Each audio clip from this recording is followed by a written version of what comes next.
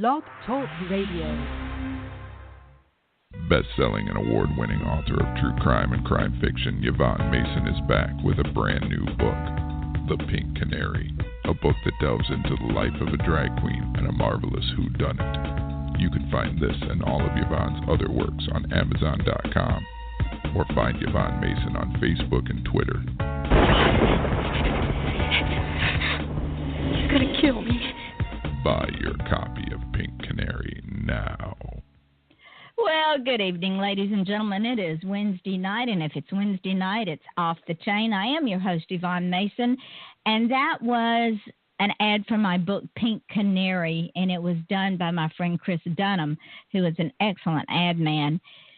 Yeah, it is shameless promotion. It is a comedy murder mystery, and it has to do with a drag queen club in Key West, Florida, and a drag queen at night who's a PI during the day, and there's a whole lot of stuff that goes on in that book. So pick that book up. Now, we are into our second year here on this show, and I have to say that my guest tonight is author Thom Futrell, also known as T.G. Ripper, and he's been with me for a long, long time. We've been friends for going on 10 years, I think, because we both got sucked in by a former publisher who screwed us and other people, and we've kept tight all these years and supported each other. And this show has flown by so fast within the last year that I don't know where it went. This morning when I ran the numbers, just on this show alone, ladies and gentlemen, we're at 33,196 listeners just on this show. When you add that into all the podcasts that I put this show up on, we are at 48,073 listeners. We are heard in over 70 countries. And what I find amazing is this show is not my show.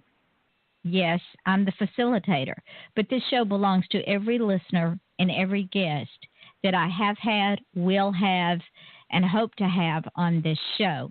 It is also for the listeners. It's y'all's show as well, because y'all are the ones that tune into the live show, then tune into the podcast later on.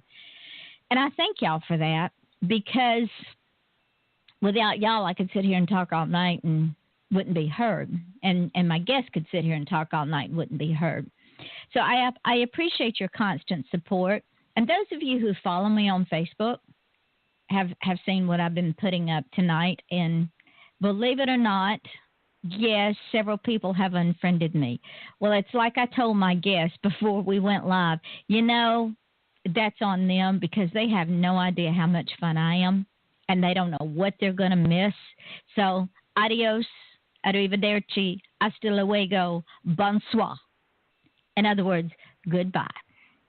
Because if you cannot allow someone to state their opinion and agree to disagree, because you have to unfriend them because you're so pissed off at their opinion, then I don't need them on that page anyway. So those of you who continue to support me, merci. Thank you. Gracias. I appreciate you, because I will allow you to voice your opinion, even though I would disagree with it. So with that being said, my friend tonight, author Thom Futrell, is here. He is an award-winning best-selling indie author and a screenwriter. He's also a clothing designer on Vida, as I am. He is also an artist. He studied martial arts for the last 40 years. He's been inducted into the Martial Arts Masters Hall of Fame. He lives in the country with his wife, his two daughters, and he says way too many cats, but I don't see him offering to get rid of any of his fur babies. So I don't guess there are too many cats. And let me tell y'all, ladies and gentlemen, I've been with this man as a friend for many, many years. And he has put out some new stuff. Didn't bother to tell anybody, just sort of threw it out there. I guess by osmosis we were supposed to know it. And what I told him was, see, you're in trouble. What I told him was, well, y'all ready, is what we do is not our brand, that we are the brand. And if we don't put ourselves out there, how the hell are we going to brand ourselves? I mean, it's like hiding in a closet and saying, oh, come read my book. You got to have a damn flashlight. Hi, Tom. Hey, how's it going? It's wonderful. I just don't like to brag, that it's training you get humble. Humble is one thing, stupid is another. All right, Good Lord. Good Lord, man. Now, ladies and gentlemen, this is the same man that will talk to you all day long about his martial arts. But he will not talk to you about what a fantastic writer he is. He's in several of my, in fact, he's in all of my anthologies. He's in Blessings from the Darkness, Satan's Holiday, Welcome to Your Nightmare, the Christmas one, I can't remember. I can't think of it either, but yeah, I'm in that too. Yeah, so, but the man won't brag on himself. He is a wonderful horror author. But he puts these books out there and says, oh, by the way, of course, it's 2 years ago we put the books out, but oh, by the way, geez, okay, let's beat up Tom night. Oh, man. I had it coming. Yes, you did. You should have known better. But I love you. I really love you. I love you too. So, catch me up. On top of that, ladies and gentlemen, he writes for a blog called Darkness with Enzyme. Didn't even know that either. Yeah, we're going to discuss all this. But I had to go hunting. Like he was a first-time author. I had to go hunting all of his crap up because he didn't bother to tell me. My bad. You think? Okay. So let's start. You and I got together with Deborah Simpson, Ann Keller, Louise DeVinny, Andrea D. Van Scoyoc. Yep. Who else was in that? Sister. The Dark Sister. Yep, our Dark Sister, our evil twin, triplet, our evil triplet. Can't think of her name. Just went Fran Orenstein. Fran, yep. There were a couple of more. And what happened, ladies and gentlemen, is we were all with this one publisher, and he was over in Sarasota. And he decided that we were idiots. Well, when he decided that we were idiots and he made off with all of our royalties and my PA, and neither one of them bothered to tell us that they were going to parts unknown with all of our money, we told ourselves, this will not break us. This will only make us stronger. Now, ladies and gentlemen, we all started publishing at the same time back in 2006, 7, and 8. And rather than destroying us, Vern Firestone, yes, I'm going to say his name, did us the biggest favor because we as independent authors broke that glass ceiling and took the world by storm and made our own way, supported each other when Tom would tell us he was writing, supported each other, helped each other, commiserated with each other, and look where we are now. We have all grown exponentially. Deborah has her own spirit shop. I have my own radio show, my own designer clothing line. I still write. Tom writes. Been inducted to the Martial Arts Hall of Fame. Does his own clothing design on Vida. He's also an artist. Ann B. Keller has put out 26 books. It just blows my mind. Fran is battling cancer, but she's still writing and putting out children's books. Andrea is putting out music. She's not writing anymore, but she's putting out music now. Louise, I'm not sure what Louise is doing. But, ladies and gentlemen, we all and we still support each other. No matter what path one of us is taking, we all have that bond and that commonality of we all got screwed and we didn't let it bother us. We just said, okay, we got this. Am I right, Tom? That's right, exactly. It's so just kept moving forward. Yeah, because if you don't, you get stagnant and die like some of these idiots we're dealing with in Charlottesville. Yeah, I went there. I was waiting for it. Yeah, it's coming. It's there. But, yeah. Okay. So you have been busy. For a while you thought, and of course I kicked you figuratively in the butt, you thought you were not going to be able to train anymore because you got hurt or something. So tell our listeners what happened and how every time you'd fall down into that rabbit hole, there was Yvonne in the bottom with a big hat pin going, want to try it again? Yeah, I hurt my back at work, like third time I injured it. But this time they were looking at fracture. The doctor told me no more training, no more martial arts, no more this, no more that.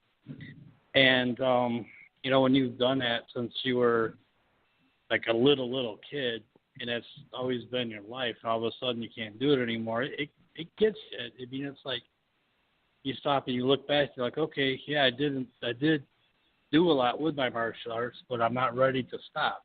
And now I'm being forced to. So I got really bitter. I went to that really dark place for a while, and you just kind of kicked me in the butt and pulled me back out of it. I do that periodically, ladies and gentlemen. I live in a negative world, and I refuse to allow those around me to live in a negative world. And I have a long reach, even though Thom is north of me, like 1,300 miles. Yeah, I'm a little ways away. Yeah, I can still ring his bell just to get his attention. Yes, you can. Okay, so then what happened? I started doing, they didn't really give me physical therapy. They're supposed to, but something happened. I'm not sure what, where it never happened. So I started doing it myself. I braced my back against the wall. I'd start lifting light weights and just doing things just to make it work again. And I kind of brought myself back. I mean, I can do almost everything that I was doing before I got hurt. I got to be more careful with my kicking now.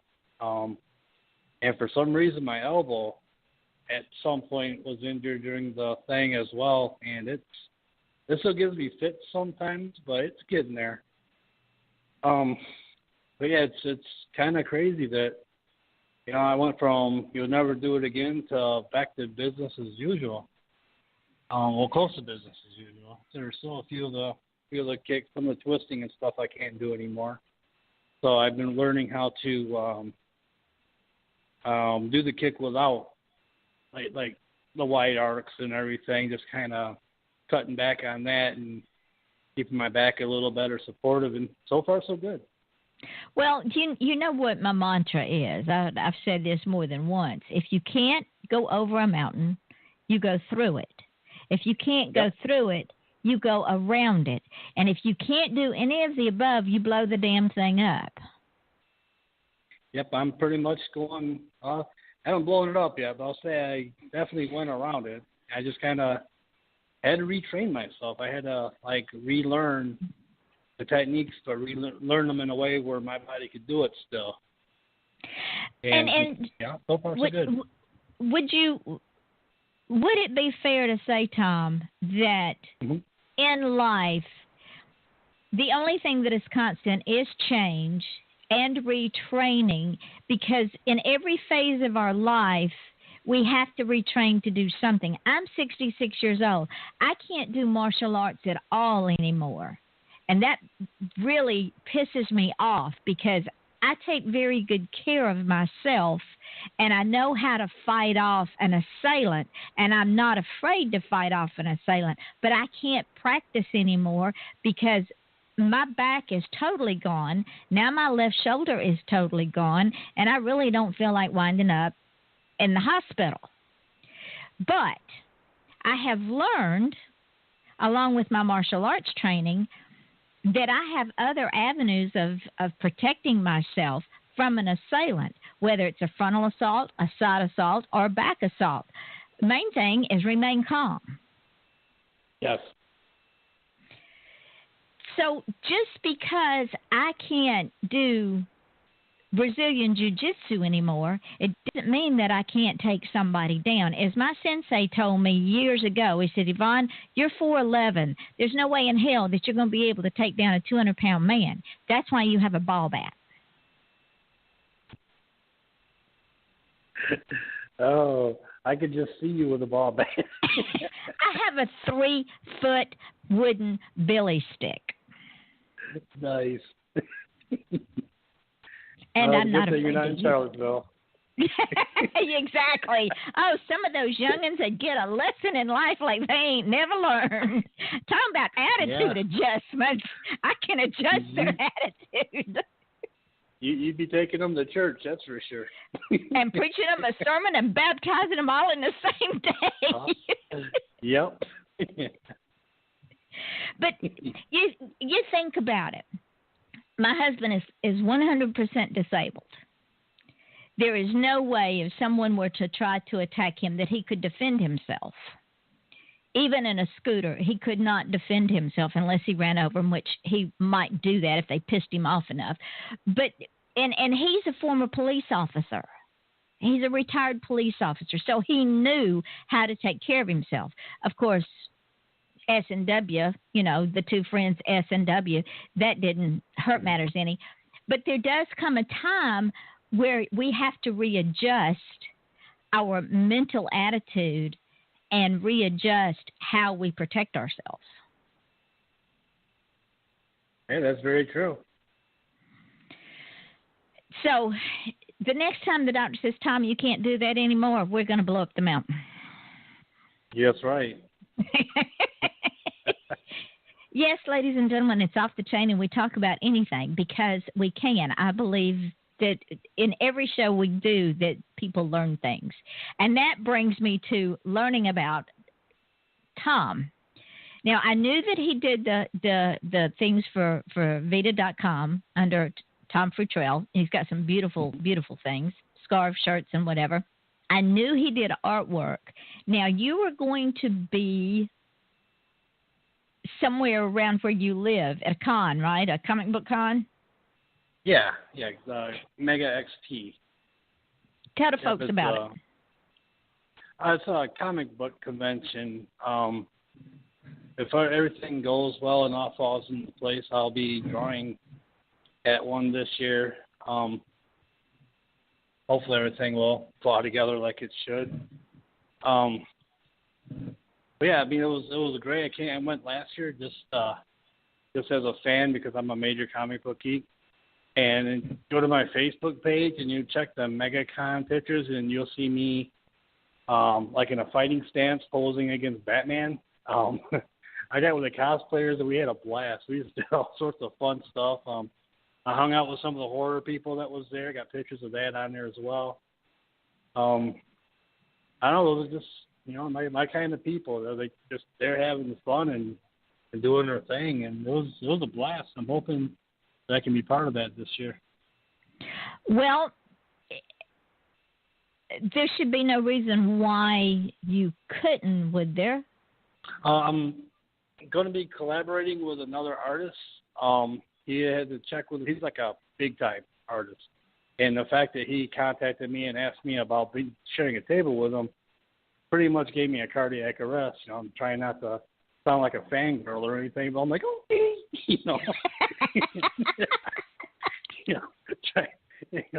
But I'm just waiting. I asked them, because they're going to try to get a table, and I'm just waiting for them to hear back to see if it happened. He didn't know what his schedule was. He's going to have his agent check into it, get back to him, then he's going to get back to me. But that would be the only roadblock. I mean, that would be it. And if it doesn't happen this year, I'll just, I hope it happens because this guy is amazing. He's like one of my favorite artists. But if it doesn't happen this year, I'm just gonna set my own table up next year. I mean, either way, I'm gonna make it to the con.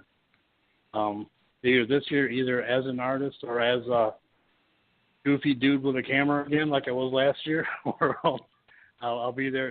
Hopefully as an artist with this other artist, and just taking it down and banging out some drawings for people. It's going to happen.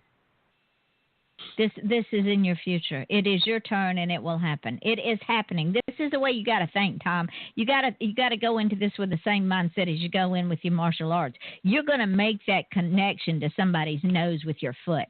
This is happening. It's time. Because, ladies and gentlemen, Tom loves his artwork as much as he loves writing, and he waffles back and forth. Well, I'm neglecting writing to do artwork, or I'm neglecting artwork to do writing. There's a balance there, and he will find it, or I will kill him. There's there's no ifs, ands, or buts. You like the way I just slid that in? You like the way I just slid that in there, right? That was beautiful. He's going to find it or he will die. No, he will die. I mean, I have flying monkeys everywhere. I don't even have to leave my home. I have connections. And Thom knows it. It's a tough monkeys too, boy. Yeah, they are. I'm going to send a few of those to Charlottesville. Boy. And all points in between, I think. They're going to pay a visit to the governor of Kentucky. Oh, yeah. Man. Oh, yeah. I think that it's time for the monkeys to fly. Now, ladies and gentlemen, y'all may laugh, but Thom will tell you he has firsthand knowledge. I don't have to leave home. All I have to do is put things out there and things happen. And I don't want anything physically to happen to anybody. I just want them to get an attitude adjustment and have a come to Jesus meeting and learn the error of their ways. Mm-hmm. Yeah, the monkeys need to fly. You know, my children have told you they hate it when I send the monkeys out. They don't like it. Because they know. And when my children were misbehaving right after I moved to Florida, and they would call me up and I'd say, why did you do A, B, C, and D? And they'd say, how did you know? Duh, I'm your mother. How long have you known me? I'm 650 miles away, but I got to reach this 1,200 miles? Really? So... And ladies and gentlemen, Thom can't even hide. He can run, but he can't hide. That's why I say he'll find a balance. Yeah. You're going to beat the balance into me. Absolutely. Martial arts will have nothing on me. And that brings me to this wonderful, wonderful, wonderful darkness with Ensign. Please tell me how you got involved, when you got involved, why you didn't tell anybody, I know you're a humble man. I'm sick of that one. That dog doesn't hunt anymore. Dog's tired of hunting. And why you've not, he's written some wonderful articles, ladies and gentlemen. Listen to this. The Henderson Castle, the house that would not die, where you hang your axe is your home, and a beacon of light. All right, let's start with the Henderson Castle. That is a real castle, correct? It is. Tell me about it. Let me think. Henderson. I've written so many. Henderson was, I think the newest one, that won't be out the next month, so I probably shouldn't talk about the new one. The Henderson Castle, again, it's reported to be haunted. It's a bed and breakfast now. So, people have seen some crazy stuff, heard some crazy stuff. But the crazy thing is they keep the place operating just like a normal thing. You go to their website, and it looks awesome. They got like a chef working there and all this really good stuff. You go there, you get a room, and you wake up and not be alone. It's pretty crazy. Well, why is it supposed to be haunted? Oh man, let me think of the history. I've written so many. Henderson, was it Mr. Henderson that died in the place? Was it the daughter? I don't want to tell you the wrong history. But a member died there, and I know some other crazy bad stuff happened. And if I remember right, if I'm remembering the right one, there's like a girl that can be seen, which I think was a relative. I hope I'm not thinking about the one I just submitted to him. Oh my Lord. Yeah. Yeah, it's pretty crazy. The one I don't want to give any details because it's not going to come out the next month. But the one I just finished for him was about a bridge. And Ireland or Scotland or somewhere in that area, and people will take their dogs for walks, and the dogs will commit suicide out of nowhere. They'll just leap off this bridge. No whining, no barking, no agitation. All they'll just jump off the bridge. And they don't know why. Insane. They have no idea what's causing it. And it was it's a bridge that's connected to a house, and both are reported to be haunted. The name is called Overtown or something. I'm probably not pronouncing it right, but it stands for the closest between heaven and earth. That's what the name of the bridge means, but it's also the person's name that built it. And people like they'll just be walking their dog, and all of a sudden the dog just out of nowhere, just jump off the bridge. It's crazy. What about the Henderson Castle? It's the ghost of the home's original owners, Frank and Mary Henderson, as well as those of a Spanish-American war veteran, a little girl, and a dog. They interact regularly with paranormal teams and guests alike. Okay, so I do remember the little girl part. That's it, man. I write so many of those. I spent a lot of time researching and checking out, getting photos, the whole thing. A couple of the places that I've written about I actually went to myself, and it's like right in the article where I talk about, okay, this house here and this and that happened.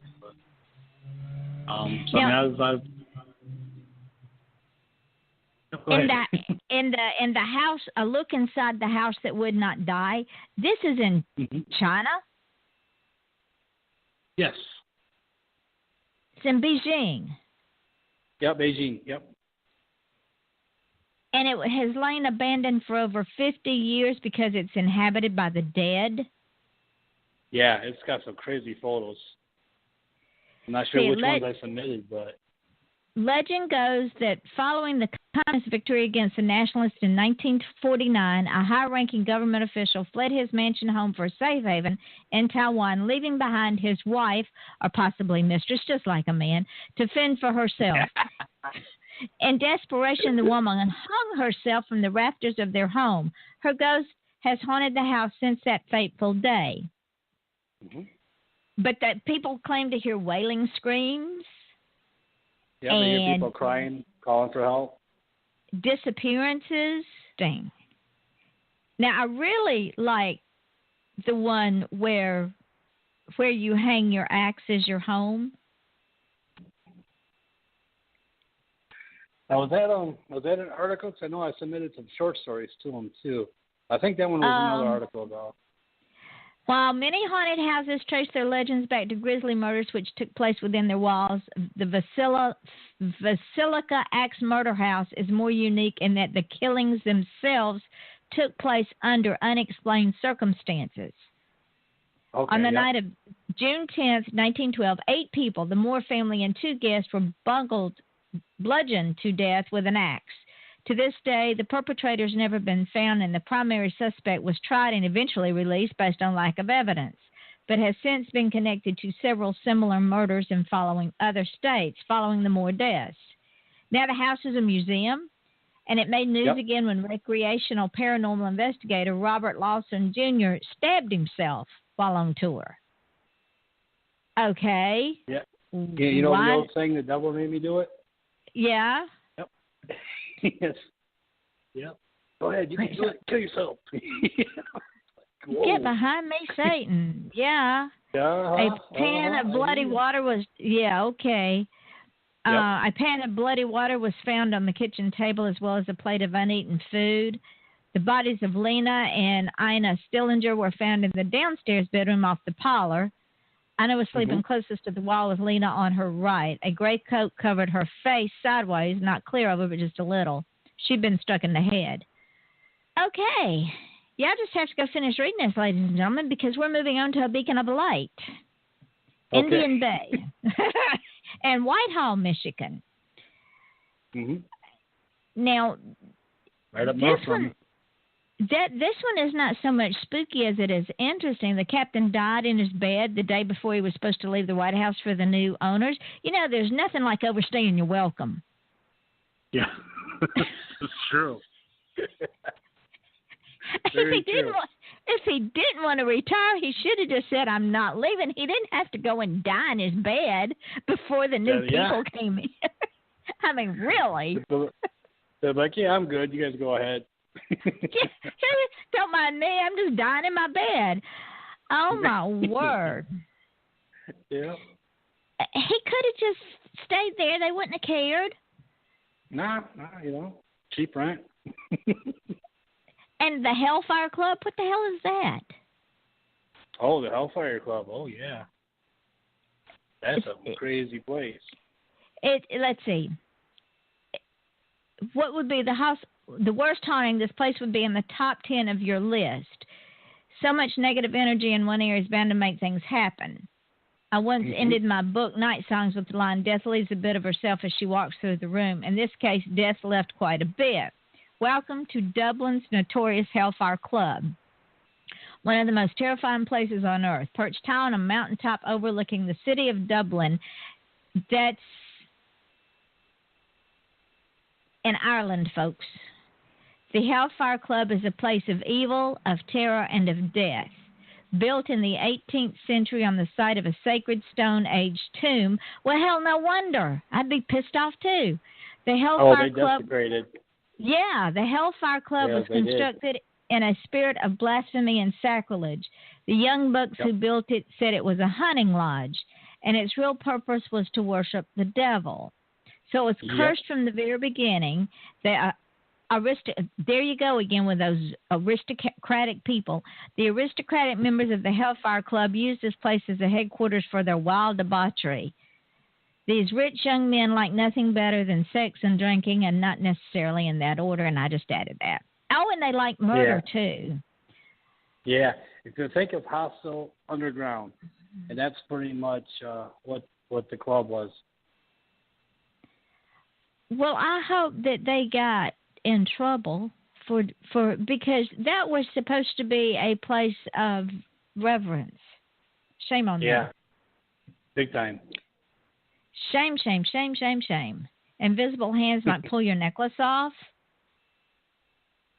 Could they be in the hands of a poor young dwarf brutally murdered and buried under the kitchen? Okay. And then they have this wonderful dreaded black cat of Killikee, a huge and malevolent elemental spirit. I need to go there. I could do that. I could go visit there. Now, how did you get involved with this lovely blog that I didn't know anything about?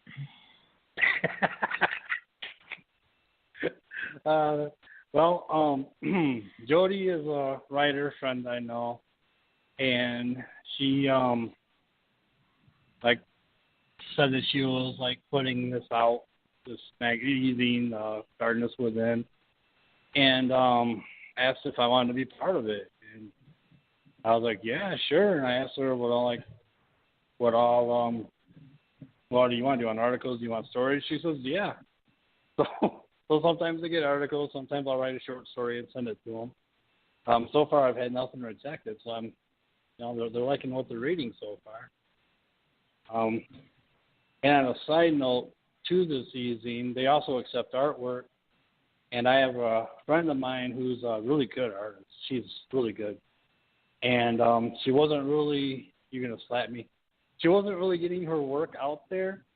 And so I kind of got her to submit to them. And so now she's got art coming out in the magazine.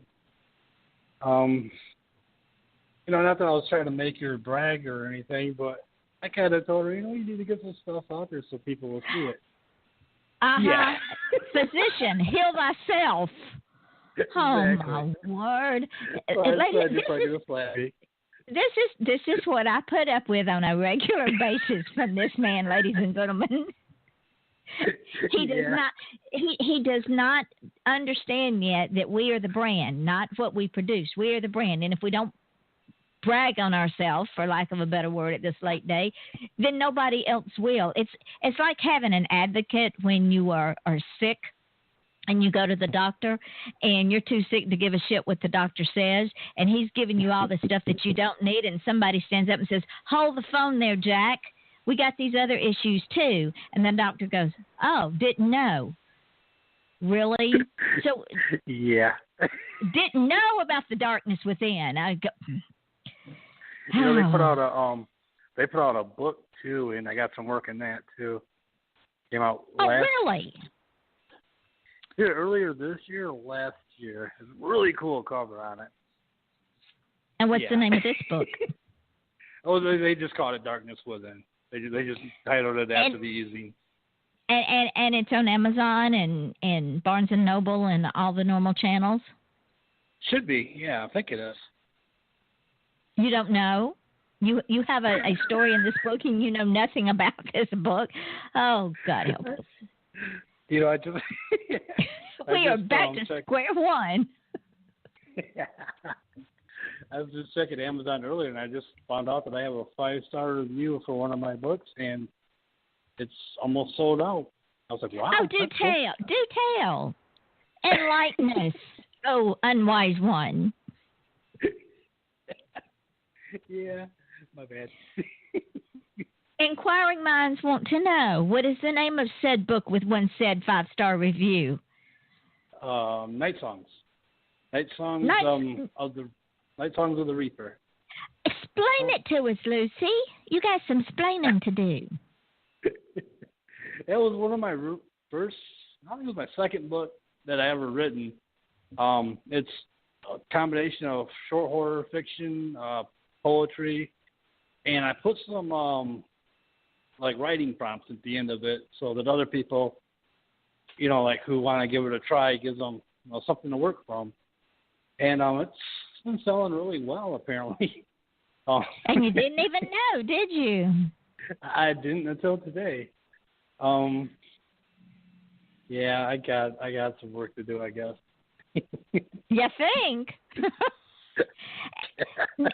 Now, what is this Many Paths to Peace?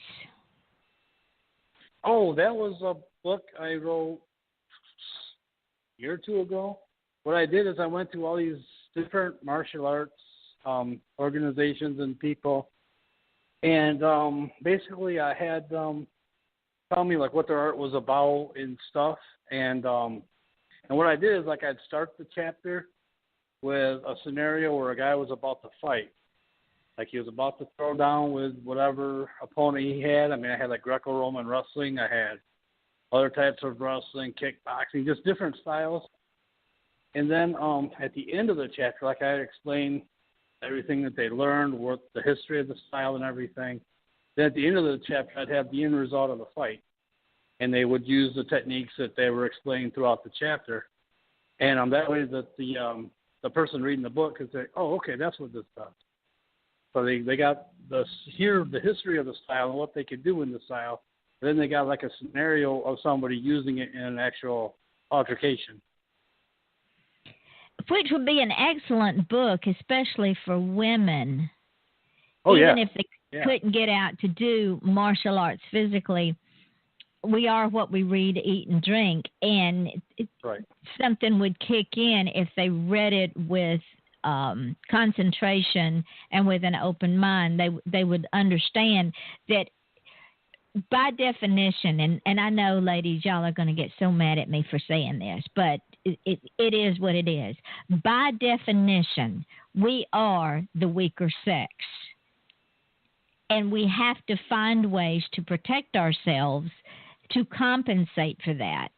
Because if we're not built like a 175-pound man, because if we were, that would be kind of rough looking.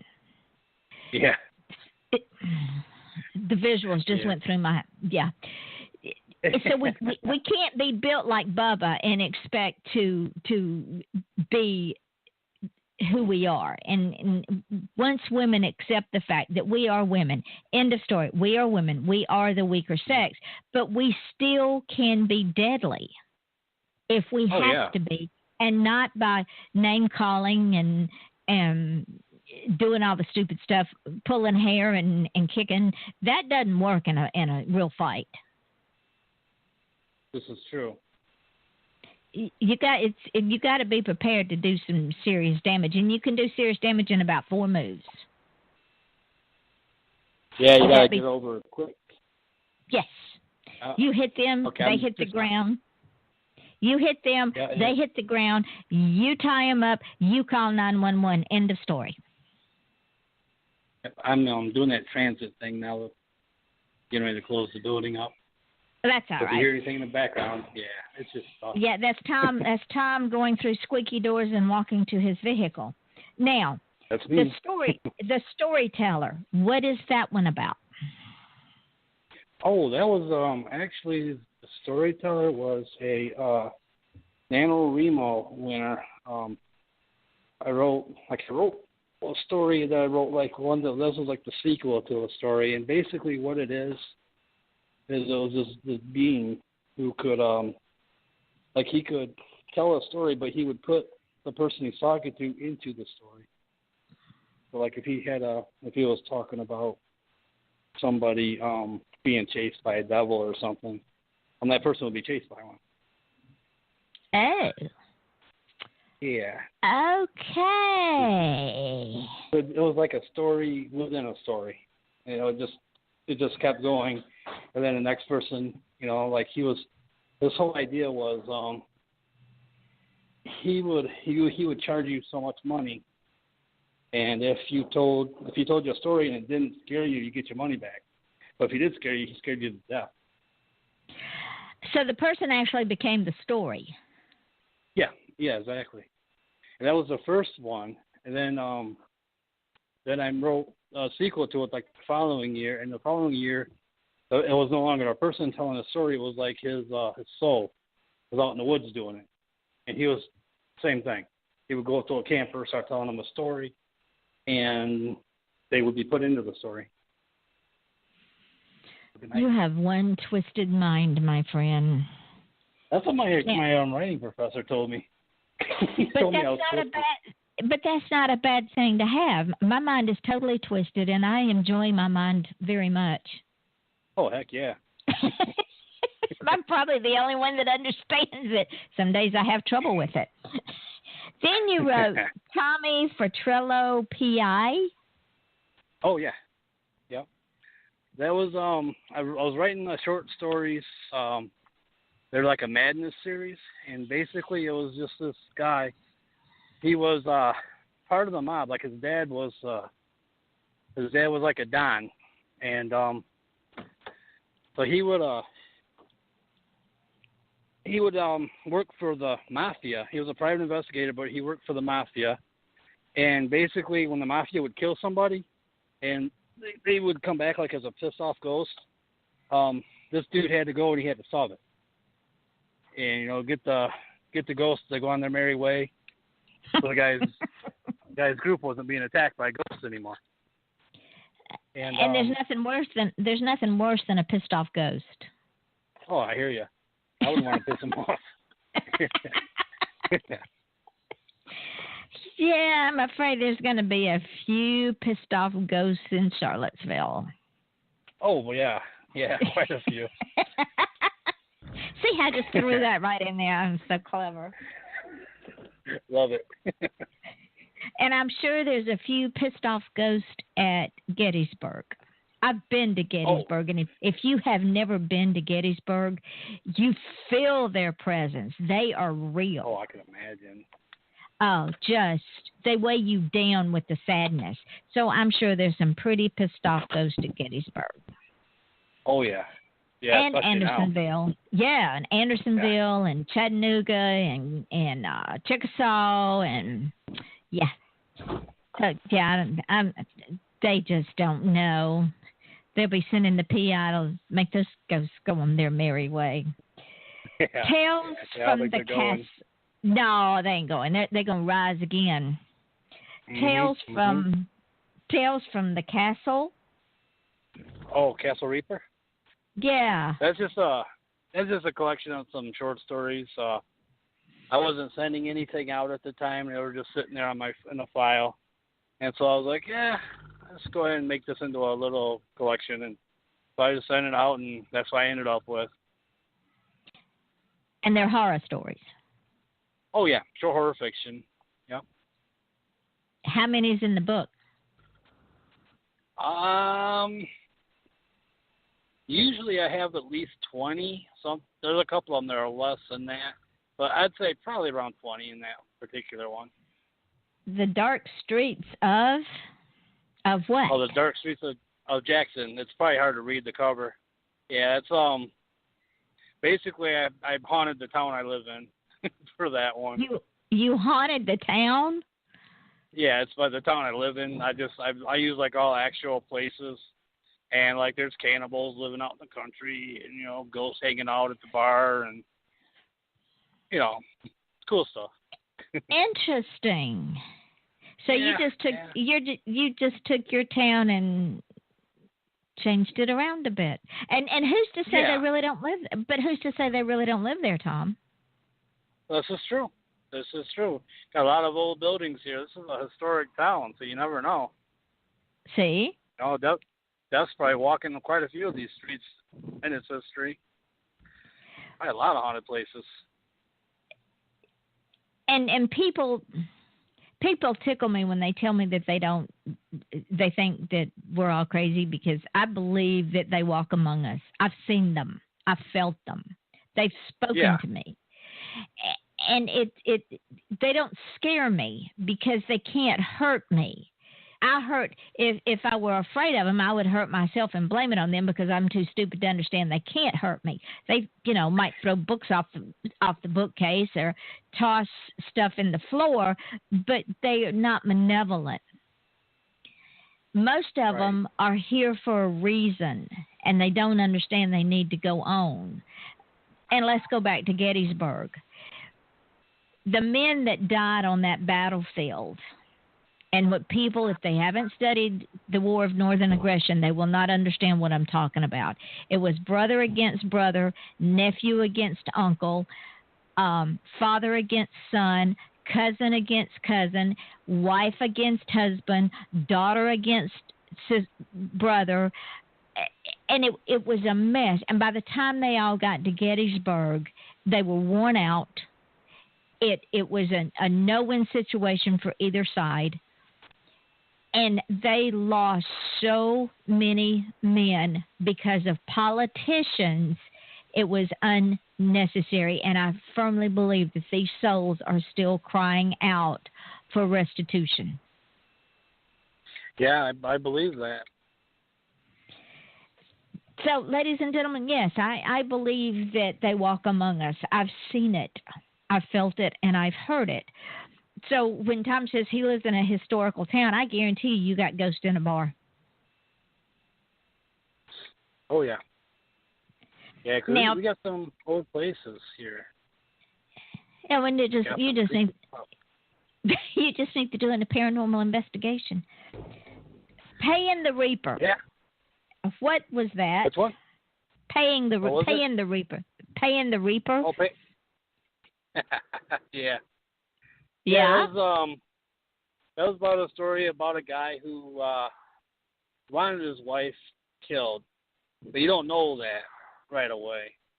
And basically, these two, towards the end of the story, these two people arrive at the guy's house, and and he's trying to run to get away from him. He's acting like he's running from them, and they stop him at the door, and he's like, "Did you guys kill my wife?" And they go, "Oh, yes, sir, we did." And so did she suffer? He goes, "Oh, we made sure she suffered a lot." And then he's like, "Oh, okay, cool. Yeah, you guys coming out for poker?" That's was like the twist of the story. Yeah. He was like, "Oh, finally killed that woman." And the whole time you're thinking, this guy's heartbroken. These people done killed his wife. Now they're at his house. They're bragging about how much they made him suffer and stuff. And then, and then it just totally turns on its wheel. And like, "Oh, yeah, we'll be out for poker. Yeah, sure." Only in your twisted mind, my friend. Only in your twisted mind. I told you. Well, that's how I got my nickname. My writer professor, he named me T.G. Reaper and told me my mind was twisted. But yet, we must not brag on ourselves because we don't write worth a flip. Tongue in cheek. Yeah. I gotta work on that whole bragging thing. I really do. As Yoda says, do or do not, there is no try. Yeah. I gotta start listening to Yoda. Yeah, exactly. I'm gonna send one of the monkeys up to your house and make them sit on your shoulder and put that in your ear 24/7. Ah, man, back with the monkeys. Uh-oh. Yeah, back with the monkeys. Trouble. Yes, you are. Now, ladies and gentlemen, he's not in too much trouble because I haven't called him by his full name yet. When he's really in trouble, it's when I call him by his full name. So I'm still safe for now. But it could change on a dime. You know, you never know with me. You know that. Yeah, that's true. So, my darling friend, you have all these wonderful books out. You have this wonderful website out. You have all this wonderful stuff out. Tell the people, because believe it or not, our hour is almost up. Tell the people where you can be. Yeah, tell the people where you can be found. Okay. On Facebook, I got TG Reaper, and I got a Thom Futrell, which is for my art page. I'll just click on there, like it, and or send me a friend request if you guys want to talk about writing and stuff. I talk also about have me. I don't care. Yeah, and I also have a page called Voices of the Reaper, which is just about my writing. You can always click on like for that, and again, I try to keep everything posted on there. I am on Twitter now, finally. It's I believe it is. Yeah, it is. It's at TG Reaper. It's just friend me on there. That's cool. I have a website. I don't know how far along it is. It's not far along at all. I looked at it. There's nothing there. I don't think there's anything on it yet. I'm trying to talk my daughter to help me because I suck at computers. Trying to get her to help me with that part. Tell her she's way behind the 8 ball here. Because I went there and went, I went there. I said, what has he done? Nothing. What am I going to do with him? Plenty. Yeah, it's just an empty website right now. Yeah. Sort of like you bragging on yourself. Let's not put too much information out there, as in none. That's about it, too. Ladies and gentlemen, I can do this with him because he understands me. He knows that I love him with all of my heart. He is one of the most special friends in my life. And so please understand that what I say to Thom, and he says back that it's all done in jest because we have that kind of fun relationship, and there is no harm. Yeah, there's no harm meant to him at all because he is a very special human being. He's been with me through some of my darkest times, and I don't know if I ever told you that, but I appreciate you so much for being there during those dark times. Anytime. You got to come to sunny Florida. You and the wife have got to come down here and visit. Yeah. As Yoda says, do or do not. There's no try. There's no need. Right. You either do it or yeah. I got family down there in St. Petersburg. Are you in that area? No, that's on the West Coast. I'm on the East Coast. But you could go to the West Coast, see family, and then hop over 3 hours to the East Coast to see me. Oh, okay. See, it takes less time to. It takes less time to go across the coast than it does up and down. It takes 3 to 4 hours to go across, where it takes 8 to 9 to go up and down. Oh, wow. Yeah. Yeah, we'll have to do that. My Absolutely. Becky went down, and my daughter went down last year, but she didn't.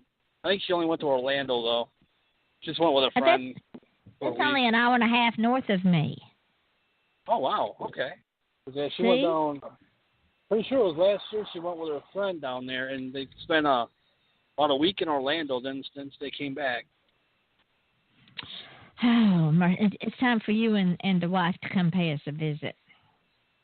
Yeah, we need to do that. Yeah, you think you're laughing now. Mm-hmm. Yeah, I'll be looking over my shoulder for the monkeys, though. Between my husband and myself, you'll be laughing. And see, we have all the amenities that you get up when you want to, you eat when you want to, you go swimming when you want to. We've got the pool, we've got the beach 10 minutes away. You got Orlando an hour and a half away. You got Fort Lauderdale an hour away. You got all kinds of stuff up down the coast to do that's within 20 minutes of the house. Fantastic. Wow, good location. Yeah, absolutely. This is paradise. Sounds like it. Yeah, I love it. I wonder why I didn't do this sooner. But, ladies and gentlemen, we are slowly and fastly, whichever way you want to run it, are running out of time. And so I am going to be off the air until next Wednesday because I am going out of town for the weekend. But go and find Thom and make friends with him and listen to his and my back and forth all the time. And just know that this man is one fantastic author and artist.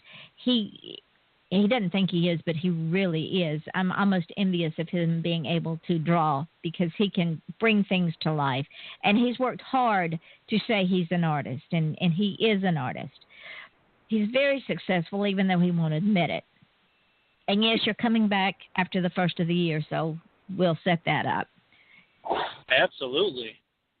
See, because we have fun on the air. Now, y'all know that there's several.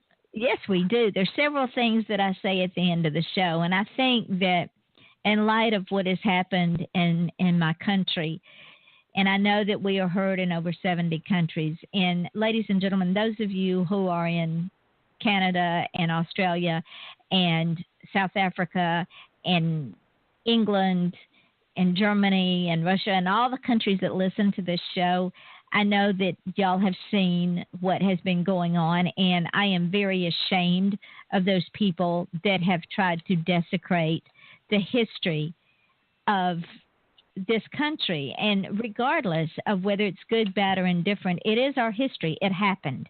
It's like your past. You can't change it. But if you don't learn from it, you definitely will repeat it.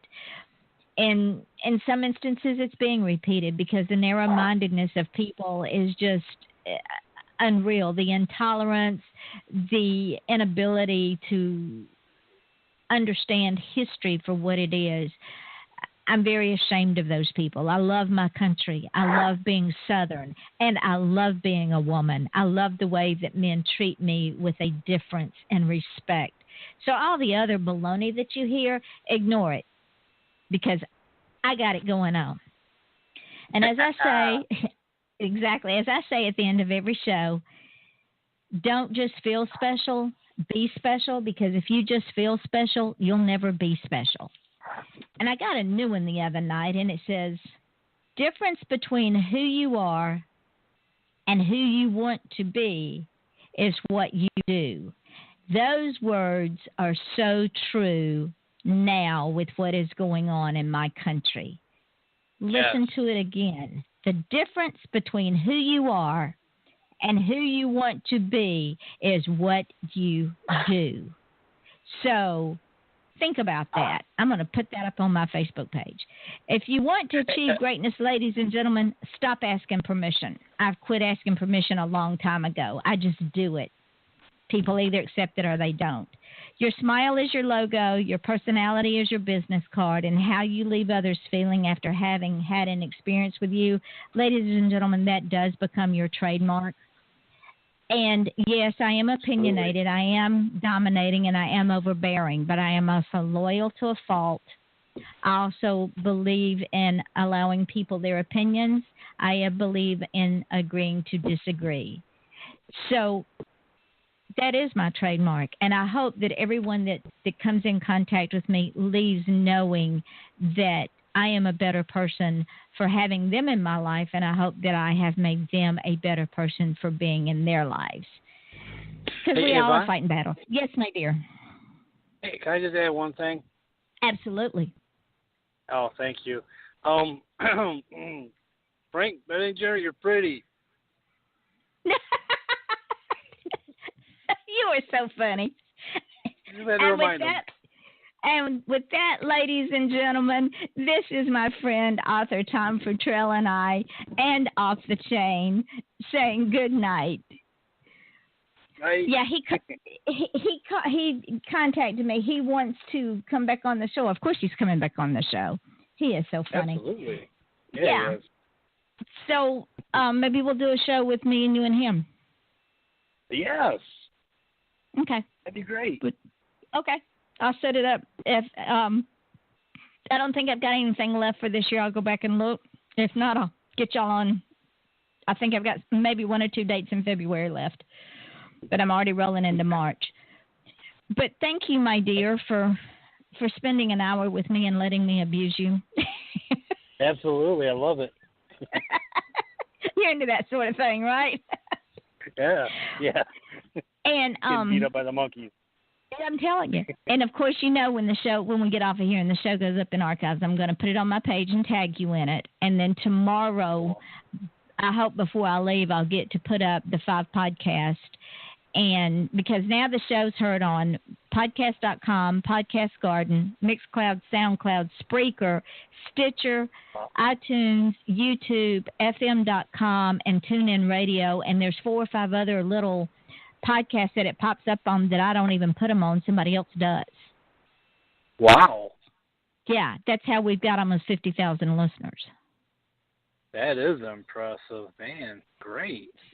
So by the end of the year, I expect to be close to 100,000. Wow, man, that is Wouldn't it be awesome. neat? Yeah, I'm impressed. It's all because of y'all. All those people. Wow. Yeah, in 70-plus countries. Oh, man. You know what that means? There's like people in Germany and stuff making fun of me right now. That's Absolutely. Cool. Let's see, there's Germany, South Africa. Australia is our biggest listening base on Blog Talk. They're 97% of my listening base. You've got Wow. Russia, England, Italy, Canada, of course, the U.S., New Zealand, Nigeria, Zimbabwe, Thailand, Japan. That's just part of them. There's places I've really never heard cool. of before. The Ivory Coast listens to us. Uganda, the Ukraine. That's the ones the Philippines. That's the ones I can think of. Man, that is something. Yeah. So yeah, we're heard all over the world, and all points in between. I'm almost famous.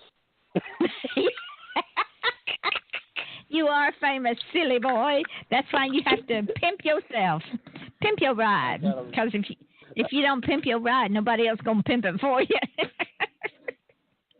I gotta learn how to do that better. I really do. I suck at marketing. Especially yes, marketing you do. me. Yeah, yeah. I mean, all these books out, and I'm going, when did he write this shit? Yeah. I should really. Yeah, you're going to be 102 years old on your deathbed going, I should have really. Yeah, I know. I need to, like, I don't know. My biggest problem, like, it's right now, is the fact that I want to write more. I want to get more of my books out there, Mm-hmm. But this drawing is taking so many hours out of my day, plus still working the full-time job on the side. But you still got to pimp. You still got to pimp the artwork, darling. This is true. You want to sell it at some point. Yeah, and I've learned something. I've always talked about it, and I've always wanted to be a comic book artist, always. But now that I've actually been in the business of it and seen how shady a lot of these companies are, mm-hmm. I'd rather just be an artist.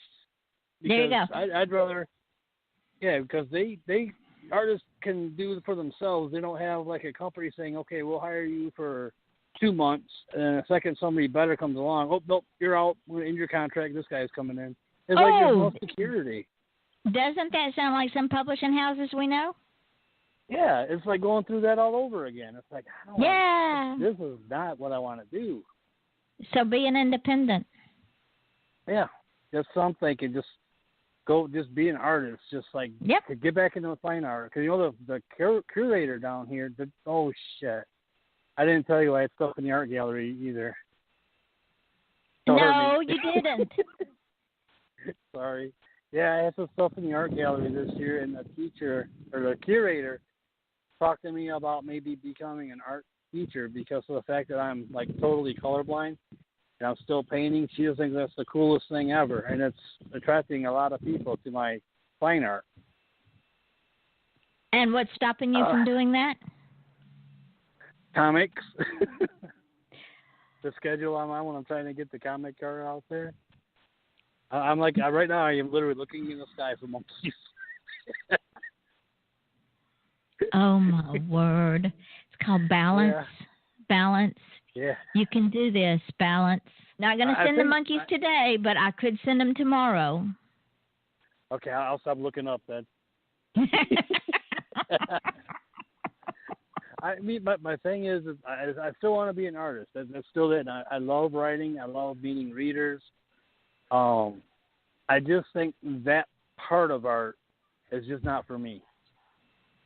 You know, I did it. I gave it my shot, and I still love doing like the comic portraits and the Comic Cons. That's still cool.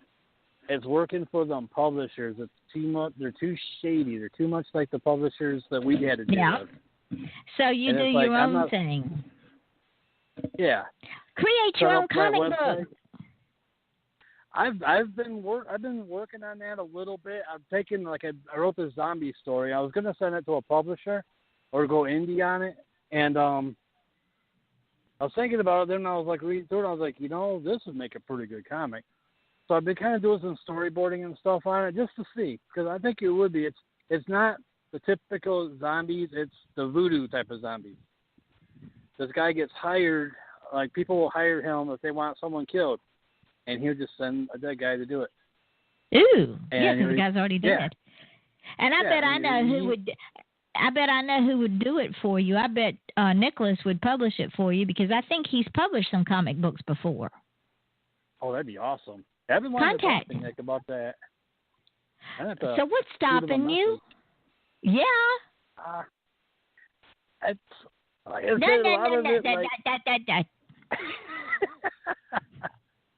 yeah, a lot of it's this guy, like, I was telling you, the comic book people. Screw the comic book people. Was that one of those idiots that was being a smart ass to you the other night? He was one of them, yeah. Oh, he needs to go away.